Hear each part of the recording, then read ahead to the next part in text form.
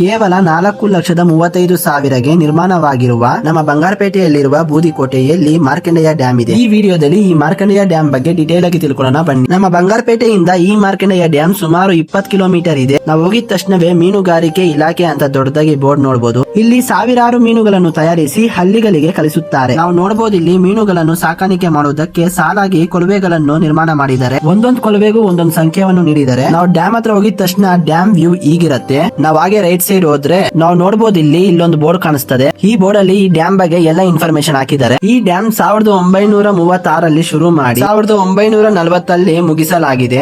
ಆ ಕಾಲದಲ್ಲಿ 4,35,000 ಈ ಡ್ಯಾಮ್ ಗೆ ಖರ್ಚಾಯಿತು. ಇವಾಗ ಏನನ್ನ ಈ ತರ ಡ್ಯಾಮ್ ಕಟ್ಟಬೇಕಂದ್ರೆ 13 ಕೋಟಿ ಆಗ್ತದೆ. ನಾವು ಡ್ಯಾಮ್ ಮೇಲೆ ಹೋಗಿ ನೋಡಿದ್ರೆ ಬ್ರಿಡ್ಜ್ ಈ ತರ ಕಾಣಿಸ್ತದೆ. ಈ ಡ್ಯಾಮ್ ಗೆ 847 ಎಕರೆಗೆ ನೀರು ಕೊಡುವ ಕೆಪಾಸಿಟಿ ಇದೆ. ಈ ಡ್ಯಾಮ್ ಇಂದ ನಮ್ಮ ರೈತರಿಗೆ ಬಹಳ ಅನುಕೂಲತೆ ಆಗಿದೆ. ಈ ಡ್ಯಾಮ್ ಅನ್ನು ಮೈಸೂರು ಸಂಸ್ಥಾನದ ಕಾಲದಲ್ಲಿ ಮಹಾರಾಜ ಕೃಷ್ಣರಾಜ ಒಡೆಯರ್ 4ನೇ ರವರ ಆಡಳಿತದಲ್ಲಿ ಈ ಡ್ಯಾಮ್ ಕಟ್ಟಲಾಯಿತು. ಒಂದ್ಸಲಿ ಈ ಮಾರ್ಕಂಡೇಯ ಡ್ಯಾಮ್ ವ್ಯೂ ನೋಡಿದ್ರೆ ಹೀಗಿರುತ್ತೆ.